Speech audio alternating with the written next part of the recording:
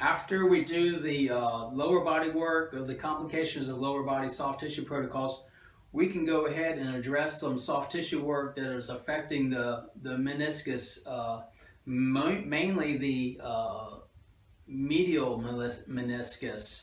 So what we're going to do is bring the leg out to the side. I'm going to drop the foot in between my thighs and then do a slight lean back. And what that's going to do is distract, decompress the knee.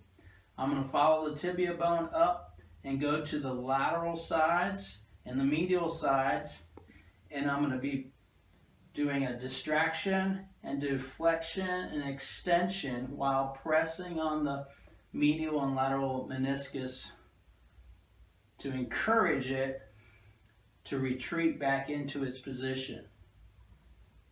You do that for about 10, 12, maybe 15 seconds, and the client will feel a pretty good change when they get up and go weight bearing.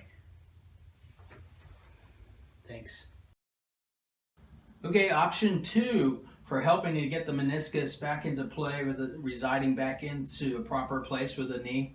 So what we can do is use an ankle weight. This one's about 6 pounds, and all we're doing is decompressing the knee again. But if someone's coming out of post-surgery from ACL, MCL, PCL, any type of the ligaments in here, we don't want to use that. We want to go back to that other one we did before.